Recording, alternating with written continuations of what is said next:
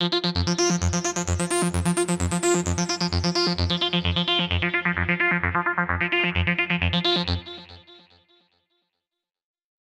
à tous et bienvenue dans cette 26e vidéo de la série Je réalise mon pin câble. Toujours dans la suite du câblage.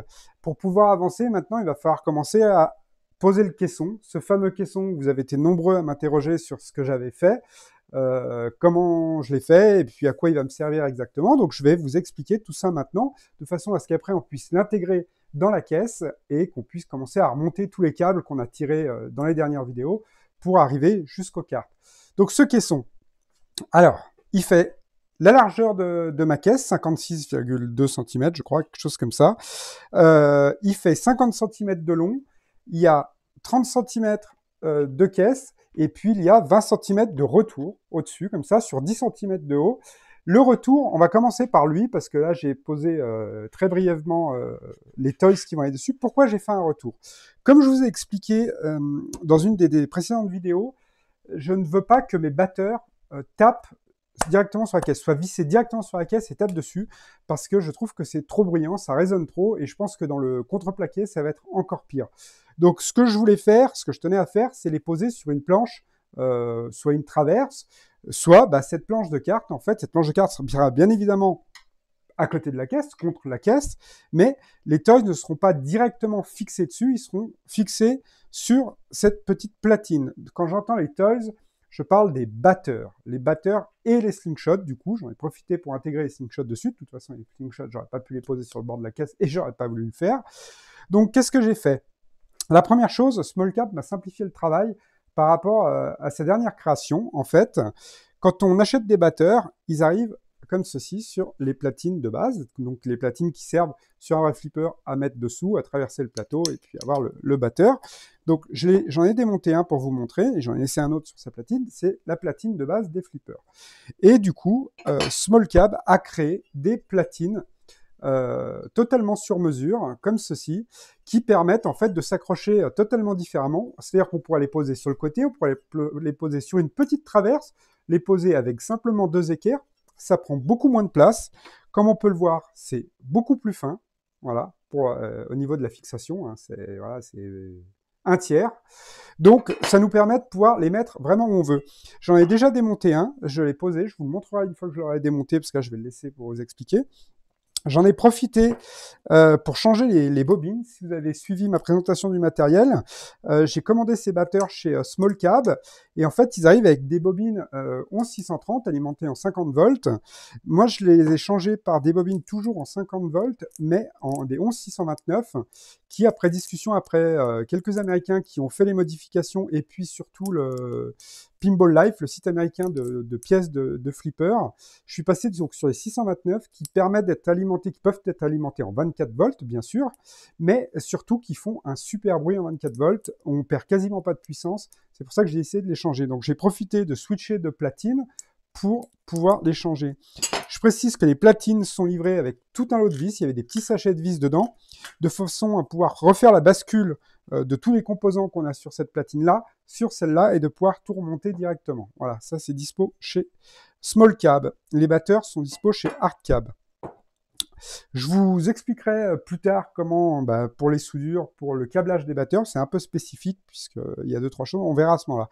Donc, ce que j'ai fait, c'est que sur mon avancée, tout simplement, je fais venir mon batteur avec sa nouvelle platine de fixation, et puis mon slingshot. J'ai fait des trous sur le dessus, comme ça mon slingshot peut sortir, et vous voyez, hop, j'ai toujours accès à mes amplis, et puis j'ai tout qui est sur cette planche directement, je peux la rentrer, la sortir, ça ne me pose aucun problème, puisque j'ai prévu un petit trou le long là au fond, on le voit mieux certainement de ce côté-là, pour passer les fils qui puissent rejoindre la Ringmaster et l'alimentation 24 volts qui va servir à alimenter ces deux toys. Voilà, donc c'est un peu plus long que la caisse, donc je vais essayer de ne pas tout casser, je vais le poser comme ça. J'ai également acheté, je ne sais pas comment ça s'appelle, les petites pièces qu'on met sur les flippers sur le plateau, en fait, qui vont venir, je ne sais plus exactement comment, il faudrait que je regarde, hop, comme ceci, avec l'élastique de vrai flipper qui va venir là. C'est pour faire joli, c'est purement esthétique. Quand le slingshot va taper, ça ira taper directement dans le caoutchouc, là, hop, et ça va être sympa. C'est vraiment esthétique, c'est pour rajouter quelque chose dessus.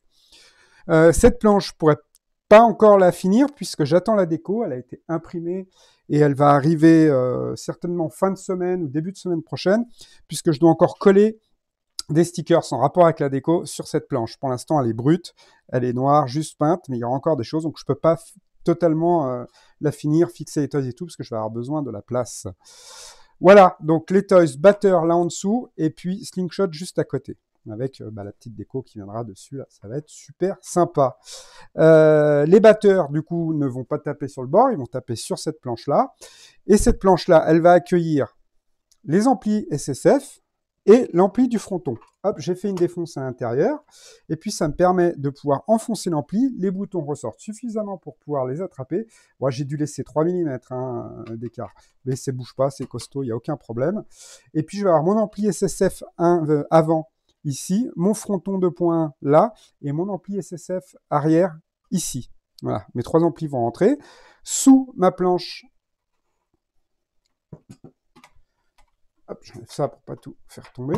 Sous ma planche, j'ai 5 trous de, je crois, 70 ou 80 mm. Ouais, 70. Voilà, que j'ai poncé pour qu'il soit tout lisse, de façon à pouvoir éventiler et aussi pouvoir faire mon passage de câble depuis la goulotte qui est en dessous. Tous les câbles pourront remonter dedans, puisque les câbles, il y en aura un paquet, il y aura tous les boutons, il y aura les alimentations, il y aura les départs des GND de chaque Toys, il y aura un départ qui va partir également sur ma Brain, et puis il y aura le départ qui va être sur une MOS 4 qui sera dans le fronton, il y aura les arrivées des amplis alimentation SSF, il y aura également tous les câbles pour le son, donc il va y avoir un paquet de trucs qui vont passer là-dedans. Voilà. Donc cette petite planche, elle va accueillir beaucoup de choses. Qu'est-ce qu'elle va, enfin ce caisson du moins, qu'est-ce que ça va accueillir également? Ça va accueillir un bandeau d'1,20 m, je crois, de LED adressable en 144, qui va, j'ai fait une défonce à l'intérieur là, donc du coup mes LED vont être cachés directement à l'intérieur de cette caisse. Celles-ci seront pas géré par le DOF, ce sera géré par une Vimos avec WLED. Et ça, on viendra en parler au moment venu. Ensuite, ça fera de la lumière. Dessus, il y aura un plexi opalin. Là, aujourd'hui, j'ai un plexi de test blanc. C'était pour faire des tests. Il est transparent, pas blanc, il est transparent, pardon. Il ira dessus. Mes cartes vont être posées dessus. Tous les fils qui vont monter vont venir se remettre sur les cartes. Les sorties vont partir directement vers les toys. On verra quand on câblera. Voilà. Là, l'idée, c'était de vous montrer le caisson. Donc, mes cartes seront posées là-dessus. Ma carte Trickmaster avec ma KL25, ma MOS 4, ma Mollusque. Et puis, voilà, tous les câbles seront plus ou moins cachés dessous. Les batteurs de chaque côté, les slingshots, les amplis. Voilà, c'est vraiment un caisson stratégique. C'est là où il y aura toutes les infos. Il y a beaucoup de choses qui vont arriver. Il y a beaucoup de choses qui vont également repartir de ces cartes. Il va falloir voir dedans avec des petits colliers collants, etc. Voir pour organiser que ce soit propre, qu'il n'y ait pas trop de fils qui passent devant, qu'on puisse bien voir la diffusion de lumière que mes LED vont apporter. Donc c'est important. Il y aura encore pas mal de taf à faire dessus. Là, ce qu'il va falloir penser avant de finaliser ce caisson, c'est de voir comment je vais le fixer dans la caisse. Donc, je vais le présenter dans la caisse. Je vais voir si je mets des équerres, si je mets des tasseaux, comment je vais faire. Il faut que je puisse faire quelque chose qui soit démontable, qui soit facilement accessible. Voilà, il y a beaucoup de choses encore à penser. Voir si je vais mettre un petit feutre à l'intérieur pour éviter les vibrations de mon plexi sur le bois quand les toys vont bouger, quand les caissons de basse, etc., etc. Il y a vraiment énormément de choses encore à penser. Un pin cap, c'est long à faire, mais c'est aussi une superbe aventure. Donc, ce que je vous propose maintenant, c'est qu'on se retrouve au niveau de la caisse et voir comment on va faire fixer ce caisson dans la caisse, puisque ce caisson est très important. Allez, je vous retrouve sur notre plan. Alors, je suis désolé, j'ai eu un souci de vidéo pendant que je montais ce caisson. Alors, en fait, absolument rien de compliqué. J'ai retourné le caisson, j'ai mis 4 équerres dessous, donc il y a 4 équerres qui sont dessous. J'ai fait traverser des vis et j'irai, là j'y avais pas, donc j'ai juste mis des écrous, mais j'irai acheter des papillons que je mettrai, comme ça je pourrais fixer via 4 boulons. Donc j'ai percé le caisson au fond, j'ai mis 4 équerres qui sont maintenus sur le côté de la caisse. Vous voyez, ça bouge pas du tout. Et puis j'ai traversé avec des vis en M5. Et puis là, j'ai mis des boulons, mais j'ai racheté des papillons. Comme ça, je pourrais très facilement, depuis l'intérieur, aller démonter mes papillons devant et derrière. Et puis, je pourrais retirer le caisson si j'en ai envie, hop, le sortir. Après, j'ai aucune raison de l'enlever, puisque je vais faire en sorte que mon plexi puisse, lui, s'enlever directement. Vous voyez? Donc, mes câbles, je peux les attraper par ici, par dessous, par là-bas, partout. Les câbles vont être dedans. Je vais pouvoir trifouiller. J'aurai plus qu'à remettre, à rebrancher mes cartes et terminé. Donc une fois qu'il sera en place, j'ai plus d'intérêt à l'enlever. Il sera fixé, voilà.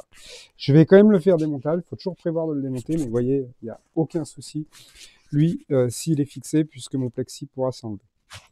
Tout simplement. Alors, j'avais prévu de continuer un petit peu sur d'autres types de toys, mais au vu des commentaires sur la dernière vidéo, j'ai l'impression que j'ai perdu un petit peu de monde au niveau des boutons. Alors, je vais repartir dans une partie explicative boutons. Il n'y a absolument rien de compliqué, que ce soit sur la Rigmaster ou sur le KL Shield. Vous avez ici les entrées boutons. Tous les inputs boutons, il y a écrit, c'est marqué dessus. Hein. C'est comme le port salut. Hein. C'est pareil sur le KL Shield. Vous avez les GND, donc ce que je vous ai expliqué tout à l'heure. Alors, on va récapituler. Je vais prendre un bouton. Voilà, je vais même prendre 2 boutons. Hein. 2 boutons et 2 bouts de cap pour vous montrer. Mes boutons, je les ai posés à différents endroits de ma caisse. Je les ai posés mon MagnaSave, mon batteur, et la même chose de l'autre côté. MagnaSave, batteur, et puis mon start, etc. Tous mes boutons. Donc depuis ma Rigmaster ou mon KL, j'insiste, c'est pareil.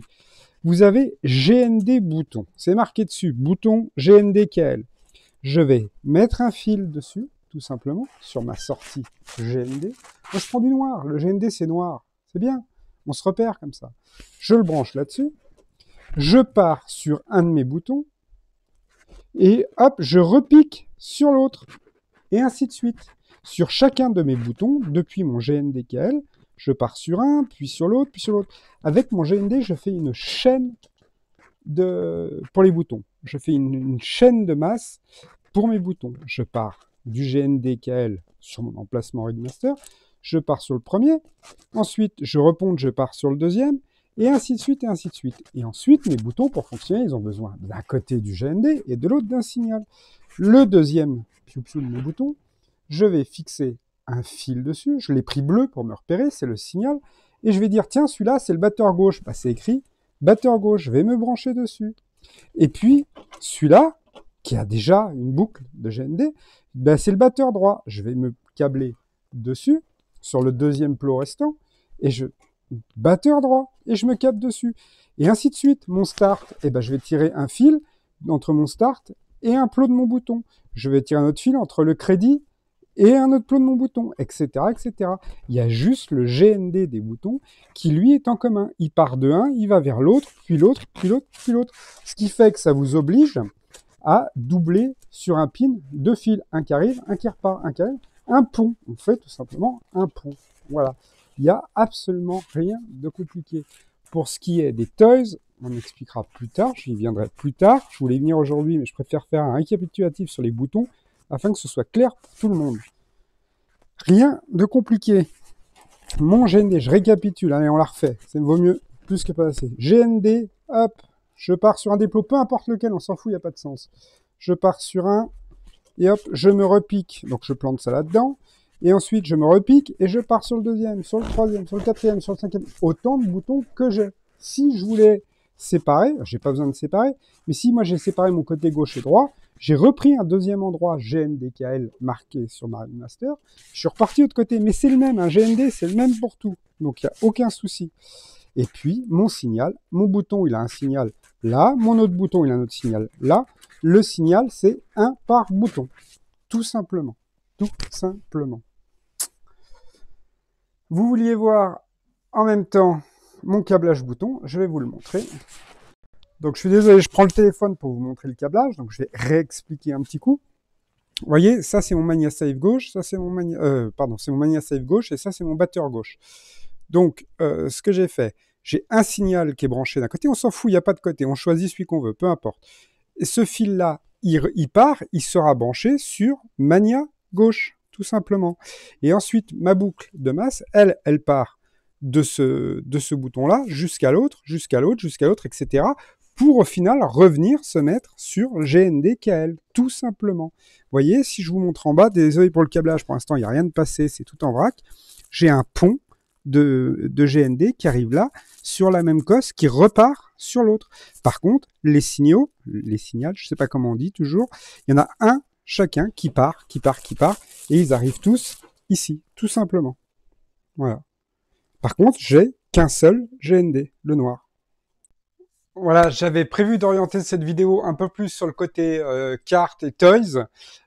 Au final, j'ai montré comment j'ai fait mon caisson, comment j'ai fixé mon caisson, j'ai expliqué l'utilité que j'allais en avoir, où allaient les amplis, etc., etc.